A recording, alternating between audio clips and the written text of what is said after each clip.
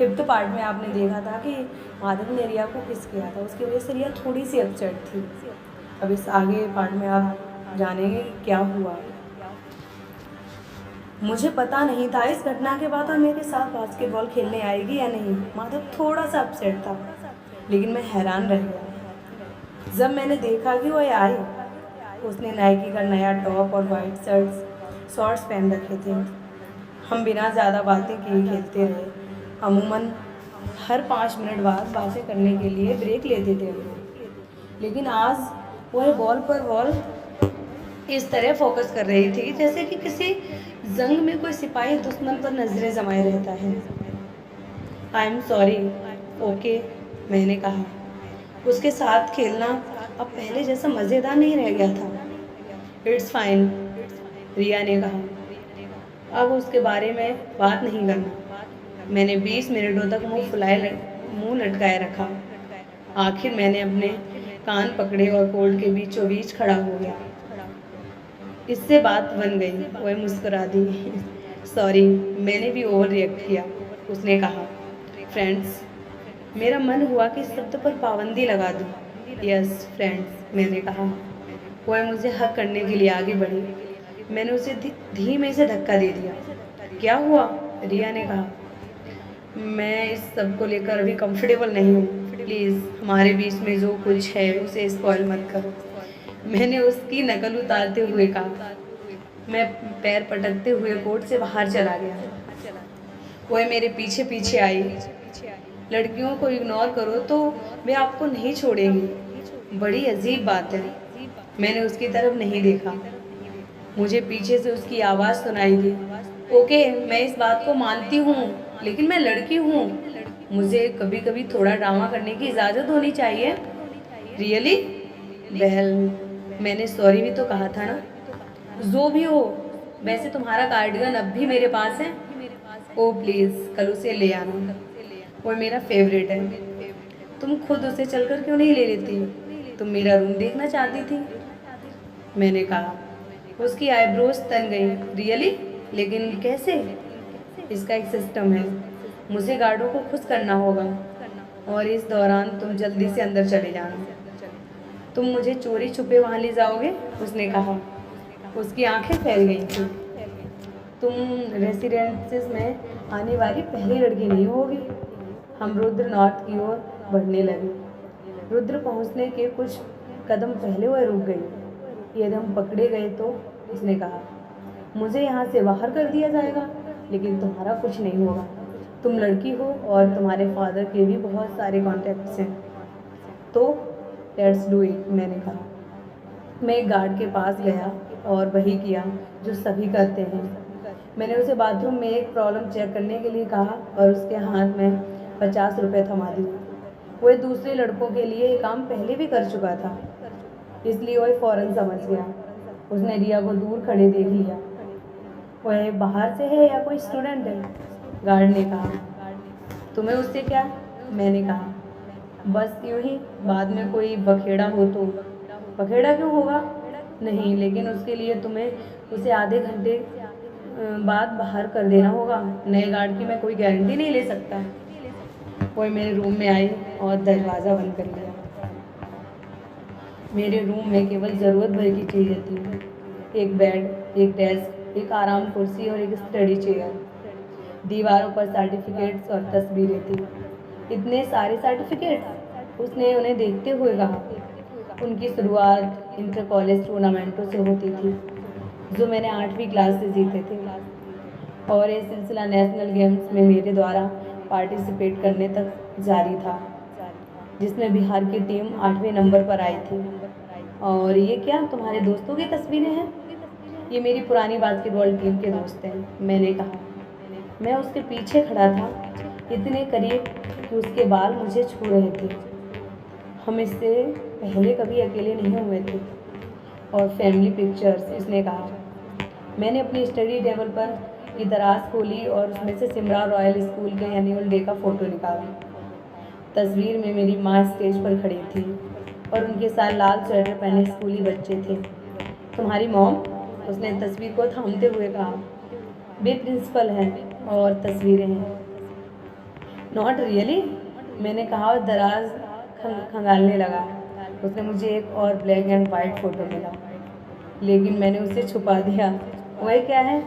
कुछ नहीं, दिखाओ तो। वह बचपन की तस्वीर है। ओह, तब तो मैं ज़रूर देखना चाहूँगी। वो मेरी तरफ आई। नहीं, मैंने प्रोटेस्ट करते हुए दराज बंद करने की कोशिश की। वह हंस पड़ी और मुझे इस तरह से टेकल किया जैसे कि बास्केटबॉल कोर्ट पर करती थी। यहाँ पर तस्वीर गेंद की तरह थी। कोर्ट पर जब हम कभी कभी एक दूसरे को छू लेते थे तो उसका कोई मतलब नहीं होता था, लेकिन इस रूम में उसके द्वारा मुझे शरारत करने पर मेरे बदन में जैसे बिजली दौड़ गई। मैंने उसे कसकर अपनी बाहों में भर लेना चाहता था, लेकिन मैंने ऐसा नहीं किया। मैं चाहता था कि पिछली बार जैसा तमाशा फिर से ना हो। मैंने उसे तस्वीर ले लेने दी और बाजू में हो गया। उसने उसे देखा और हंस पड़ी। तुम इसमें कितने साल के हो? 4 साल का। इस तस्वीर में मैं और मेरे माता पिता हवेली के बाहर खड़े थे। मेरी माँ ने एक साड़ी पहन रखी थी और घूंघट उनका आधा चेहरा ढके हुए था। मैंने एक बनियान के अलावा ज़्यादा कुछ नहीं पहन रखा था। रिया बेड पर बैठ गई। वह तस्वीर का इस तरह से मुआयना कर रही थी जैसे कोई डिटेक्टिव किसी मर्डर मिस्ट्री को सुलझा रहा हो। मैं उसके करीब बैठ गया। क्या ये तुम्हारी हवेली है? उसने कहा। मैंने हामी भरी। बहुत खूबसूरत है, लेकिन ये 15 साल पुरानी तस्वीर है। अब तो इसकी हालत बहुत खस्ता हो गई है। उसने और गौर से देखा। बैकग्राउंड में एक गाय नजर आ रही थी। 2 बच्चे एक पेड़ के नीचे एक बूढ़े आदमी के साथ बैठे थे। ये लोग कौन हैं? गांव के कुछ लोग हमसे मिलने आए होंगे। मैंने तुम्हें बताया था ना कि लोग हमारे पास अपनी समस्याएं लेकर आते हैं। उनके लिए हम आज भी राजा हैं। मैं वहाँ जाकर इसे देखना चाहूँगी। मैं हंस पड़ा। क्या हुआ? उसने कुछ उलझन में पड़ते हुए कहा। तुम और बिहार में? हाँ, क्यों नहीं? मैंने अपना सिर हिलाया और फिर हंस पड़ा। इसमें हंसने वाली बात क्या है प्रिंस? उसने कहा और मुझे गुदगुदाने लगी। स्टॉप इट, मुझे गुदगुदी हो रही है। मैंने कहा। अब तो ठागे लगाकर हंसने लगा। तुम्हें लगता है कि मैं अपने 4 दीवारी से बाहर नहीं निकल सकती? क्यों? उसने मेरे पेट पर अपनी उंगलियों को गुदगुदाते हुए कहा। मैंने उसे बाहों में भर लिया। उसे कुछ पल बाद ही इसका एहसास हुआ। हे, उसने कहा। क्या हुआ? तुमने मुझे पकड़ रखा है। Good observation. मैं सीधे उसकी आंखों में देख रहा था। उसने भी अपनी नजरें नहीं घुमाई। हालांकि मैं लड़कियों के मामले में अनाड़ी था, इसके बावजूद मैं बता सकता था कि ये एक अच्छा संकेत है। व्हाट? उसने कहा। मैं उसे किस करने के लिए आगे झुका। आखिरी पल में उसने अपना मुंह फेर लिया और मैंने उसके गालों को चूम लिया। माधव झा, उसने कहा। Behave yourself. उसने ठोस लहजे में यह बात कही थी। हालांकि इसमें उस दिन जैसा गुस्सा नहीं था जो उसने लॉन पर दिखाया था। मैं अपनी तरह ही बिहेव कर रहा हूँ। मैं यही करना चाहता हूँ। तुम सभी लड़के एक जैसे होते हो, उसने कहा और मेरी कलाई पर एक थपकी दी। क्या तुम सभी लड़कों को आजमा चुकी हो?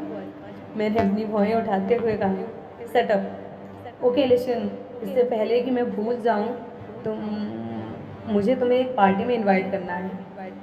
सब्जेक्ट चेंज मत करो रिया, लेकिन एक सब्जेक्ट से चिपके भी मत रहो mister Madhav Jha.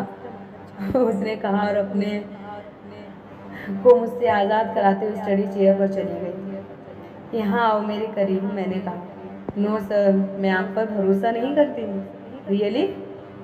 I am your best friend, जो अभी एक फ्रेंड की तरह बिहेव नहीं कर रहा है।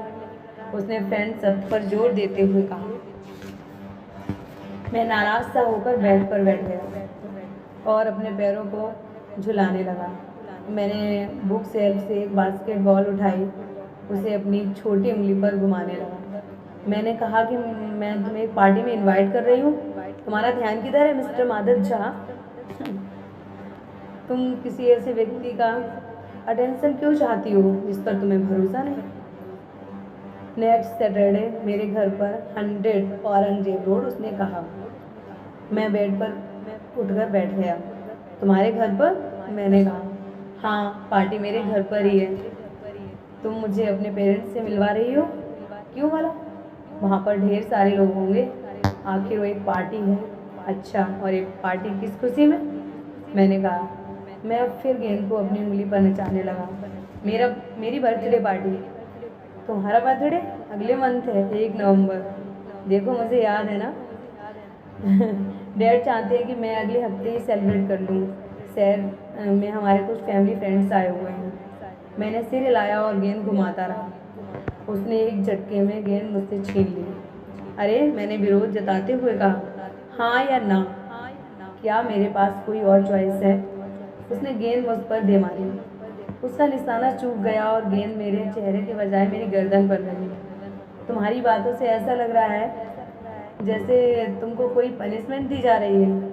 मैं तुम्हें एक पार्टी में इनवाइट कर रही हूँ, उसने कहा।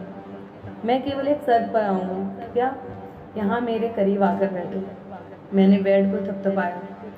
उसने नजरें घुमाकर मेरी ओर देखा, खड़ी हुई और मेरे पास आकर बैठ गई। तुम्हें अपनी बाहों में क्यों नहीं भरने देती हो? मैंने कहा और उसे अपनी बाहों में भर लिया। बैल हुआ तो तुम पहले ही कर चुके हो। तुम्हें अच्छा नहीं लगता माधव?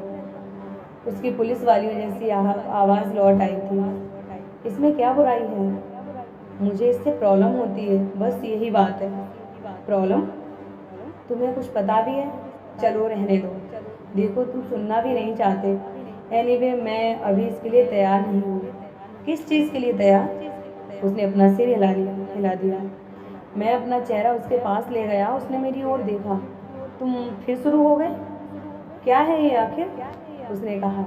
मैं चुप रहा। उसकी हल्की बुरी आंखें मुझे ताकती रहीं। मेरी ज़िंदगी में ऐसी कोई और वुमेन नहीं आई है जो मेरे लिए तुमसे ज़्यादा मायने रखती हो। वह हंस पड़ी। क्या हुआ? इस बात के 2 मतलब हो सकते हैं। या तो मैं रियली स्पेशल हूँ, या शायद तुम्हारे सामने ज़्यादा चॉइस नहीं है। मैं इस बात का कोई जवाब नहीं दे सका। मैं आगे बढ़ा और उसके होठों को हल्के से चूम लिया। उसने कोई विरोध नहीं किया, लेकिन मेरा साथ भी नहीं दिया। उसके होठ मुलायम और गर्म थे। मैंने उसे एक बार और छू लिया। उसने मुझे पीछे धकेल दिया। क्या हुआ? मैंने कहा। अब मुझे चलना चाहिए, उसने कहा और वो उठ खड़ी हुई। रिया, हमने किस किया? मैंने एक्साइटेड होते हुए कहा। उसने मेरी ओर देखा। उसकी बुरी आंखें अभी और गहरी नजर आ रही थी। तुम लड़कियों को समझ नहीं पाते हो, है ना? व्हाट? तभी तो तुम ब्रॉडकास्टिंग कर रहे हो, एक ऐसे बच्चे की तरह जिसे कैंडी जार मिल गया हो। कुछ ऐसा ही है, हालांकि कैंडी जार से कहीं बेहतर। ये जानकर अच्छा लगा कि मैं तुम्हें एक लॉलीपॉप से बेहतर लगती हूँ। मैं हंस पड़ा। Are we dating? मैंने कहा। माधव जार, या तो लड़कियों को समझने की कोशिश करो या कोई और रास्ता निकालो, लेकिन इसे स्पॉइल मत करो, समझे? मैं कुछ भी नहीं समझ पाया था। हाँ समझा, मैंने कहा। बाय। अब मुझे बाहर तक छोड़ कर आओ। हम अपने कमरे से निकले और रुद्र एग्जिट तक गए। हमने गार्ड को सैल्यूट करके थैंक यू बोला और चले गए। मैंने हमेशा बिहार स्टेट टीम में अपने सिलेक्शन को अपनी ज़िंदगी का सबसे खुशनुमा दिन माना था। रिया को किस करने के बाद सिलेक्शन वाला दिन दूसरे नंबर पर खिसक गया था।